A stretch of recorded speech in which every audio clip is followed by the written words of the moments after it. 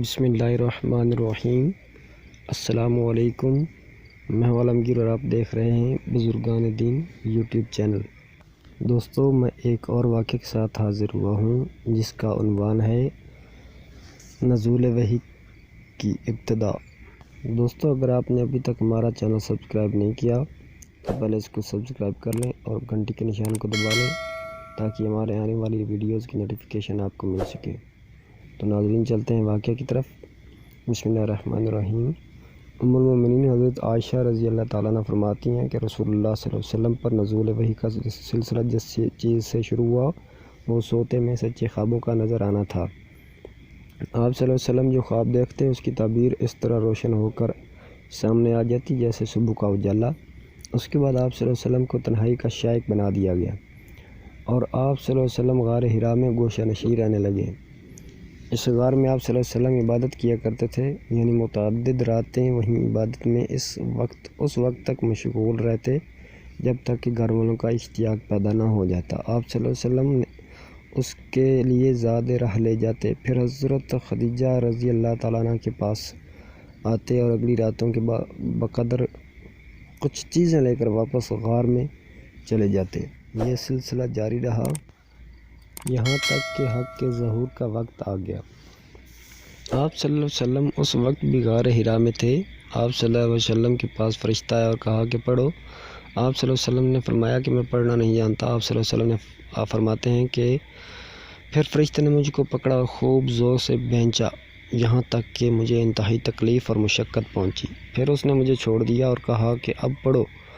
میں نے وہی جواب دیا کہ میں پڑھنا نہیں جانتا۔ آن حضور صلی اللہ علیہ وسلم فرماتے ہیں کہ فرشتہ نے دوسری مرتبہ مجھ کو پکڑا اور بھینچا یہاں تک کہ مجھے انتہائی تکلیف اور مشقت پہنچی۔ پھر اس نے مجھے چھوڑ دیا اور کہا کہ پڑھو۔ میں نے اس بار بھی یہی کہا کہ میں پڑھنا نہیں جانتا۔ فرشتہ نے تیسری بار مجھ کو پکڑا اور خوب بھینچا یہاں تک کہ مجھے انتہائی تکلیف اور مشقت ہوئی۔ پھر اس نے مجھے چھوڑ دیا اور کہا اقرأ بسم ربک الذی خلق خلق الانسان من علق اقرأ وربک الاکرم۔ اس کے بعد حضرت صلی اللہ علیہ وسلم ان آیتوں کے ساتھ مکہ واپس آئے۔ اس وقت یہ حال تھا کہ آپ کا دل کانپ رہا تھا۔ آپ صلی اللہ علیہ وسلم نے حضرت خدیجہ رضی اللہ تعالیٰ عنہ کے پاس پہنچ کر کہا کہ مجھے کپڑا اڑا دو، مجھے کپڑا اڑا دو۔ حضرت خدیجہ رضی اللہ تعالیٰ عنہ نے آپ کو کپڑا اڑا دیا جہاں تک کہ آپ صلی اللہ علیہ وسلم کا خوف وراث جاتا رہا۔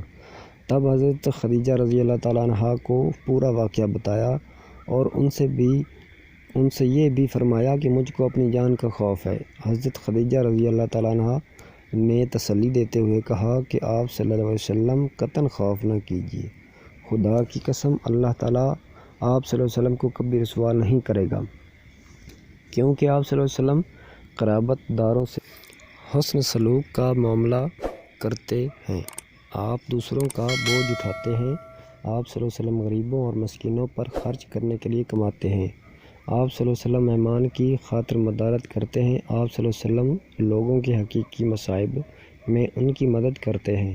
اس کے بعد حضرت خدیجہ رضی اللہ تعالیٰ عنہ آن حضور صلی اللہ علیہ وسلم کو لے کر اپنے چچا زاد بھائی ورقہ بن نوفل کے پاس پہنچی۔ ورقہ بن نوفل زمانہ جاہلیت میں نصرانی ہو گئے تھے اور عبرانی زبان میں انجیل کو لکھتے تھے، اور وہ بہت بوڑھے ہو چکے تھے اور نابینا بھی ہو گئے تھے۔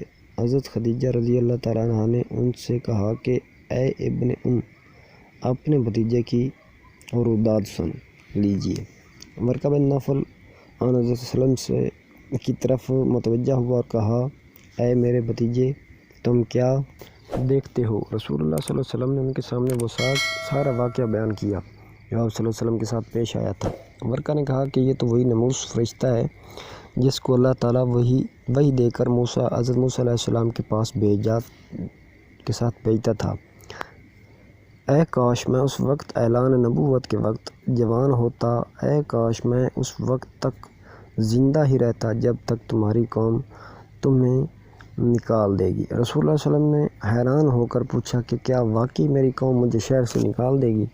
ورقہ نے کہا کہ ہاں، کیونکہ جب بھی کوئی شخص تمہاری طرح نبوت و شریعت لے کر آیا اس کے ساتھ دشمنی کی گئی۔ اگر میں ان ایام میں زندہ رہا تو پوری طاقت اور قوت سے تمہاری مدد و حمایت کروں گا۔ لیکن اس کے بعد ورقہ بن نوفل زیادہ دن زندہ نہ رہے اور جلد ہی دنیا سے چلے گئے اور وہی کا سلسلہ بھی منقطع ہو گیا۔ تو چلتے ہیں فوائد حدیث کی طرف۔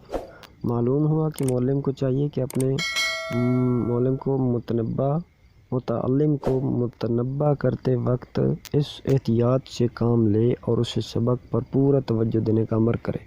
لوگوں کے ساتھ نیکی اور سلوک کی فضیلت معلوم ہوئی، خواہ وہ کافر ہی کیوں نہ ہوں۔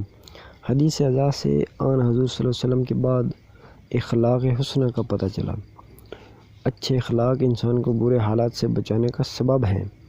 کبھی کسی مصلحت کے پیش نظر کسی کی منہ پر تعریف کرنا جائز ہے۔ اس حدیث کے معلوم ہونے سے خوف زدہ انسان کو انسیت حاصل ہوتی ہے اور اس کی وحشت دور ہوتی ہے۔ حدیث ازا سے حضرت خدیجہ رضی اللہ تعالیٰ عنہ کی قلبی قوت اور کمال عقل و دانش معلوم ہوتی ہے۔ اس حدیث سے دوسری قوم کی زبان کے سیکھنے کا جواز معلوم ہوا جو کسی مصلحت پر مبنی ہو۔ ادب معلوم ہوا کہ چھوٹا بڑے کو کس طرح مخاطب کرے۔ معلوم ہوا کہ ہلاک شدگان کی کثرت سے دھوکہ نہیں کھانا چاہیے اور نجات یافتہ لوگوں کی قلت سے گھبرانا نہیں چاہیے۔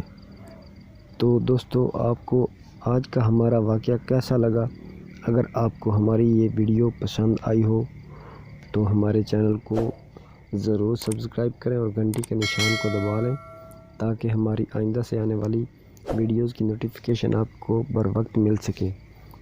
تو ملتے ہیں نئے واقعے کے ساتھ، تب تک اجازت دیجیے۔ اللہ نگہبان۔